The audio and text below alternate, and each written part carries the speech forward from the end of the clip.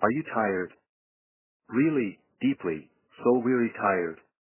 Because I know that feeling. The kind of exhaustion that settles in your bones, not just because you slept poorly, but because your mental bandwidth has been completely depleted. You're always running. Always connecting. Always doing. We live in a culture that glorifies the grind. It celebrates 120% effort until you hit the wall. We treat our lives like performance metrics. Productivity is the highest form of virtue. If you aren't optimizing, if you aren't hustling, if you aren't always moving forward, you feel guilty. You feel inadequate. We have forgotten how to stop. And that forgetting, it has serious spiritual costs. We treat rest like a luxury item, something we earn only after weeks of brutal labor. Like the reward for hitting our goals. But what if I told you that stopping is not merely permissible? What if I told you that stopping is absolutely necessary for survival? For the soul, anyway. Many times in history, when people wrestled with divine appointment, when they asked, what does God actually say about rest, the focus got twisted. It turned into complex laws. Rules attached to a specific day of the week. We got bogged down in the minute details, debating compliance while ignoring the revolutionary principle right under our noses. We are missing the point. The deep, fundamental truth that transcends every single law, every ritual, and every cultural misunderstanding, rest is not an option. Rest is ordained. It is built into the architecture of a life lived with God. Think about creation itself. Genesis 2. 6 days of work. Perfection achieved through intense effort. And what happens on the seventh day? What does God do? He stops. He takes it all, and he declares that day holy. He doesn't just suggest it. He seals it, establishing a rhythm. A rhythm meant to declare, enough is enough. This wasn't an afterthought. This was the blueprint for humanity. The ultimate divine reminder that life is not merely a continuous relay race towards some finish line of achievement. Life has cycles.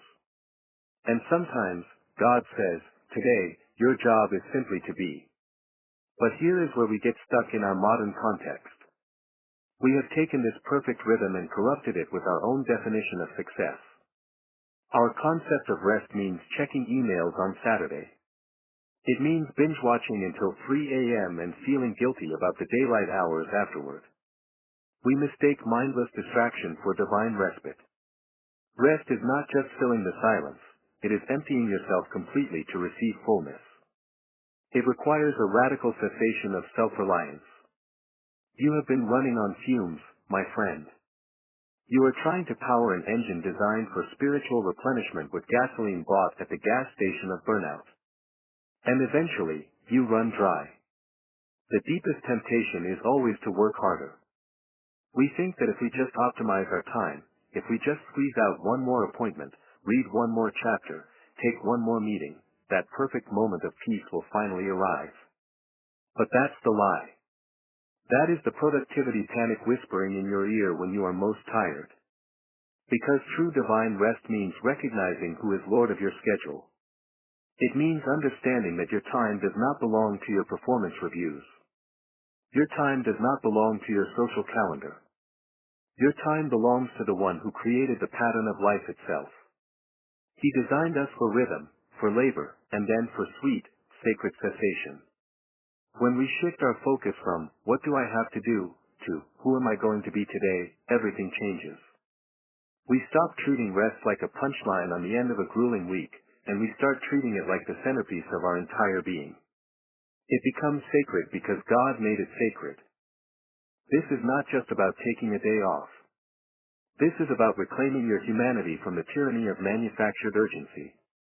This is about deliberately building into your life pockets of pure unproductivity, pockets where nothing has to be achieved, solved, or maintained. Pockets where you simply have to breathe and exist under His grace. I want you to go through your week with a new lens. Don't just see the gaps between commitments. See the divine necessity of those quiet moments. Where are you sacrificing genuine soul rest for performative busyness?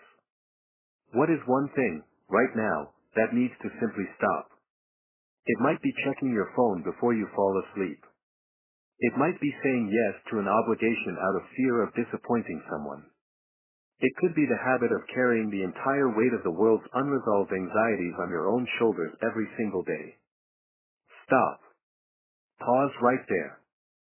Take a breath that feels different than the shallow gasps we usually take while running from one task to the next. Let God reset your internal clock. He is calling you back into rhythm. He isn't demanding perfection, he's demanding surrender. And the greatest act of spiritual courage, sometimes, the most revolutionary statement of faith, is the willingness to rest entirely and completely.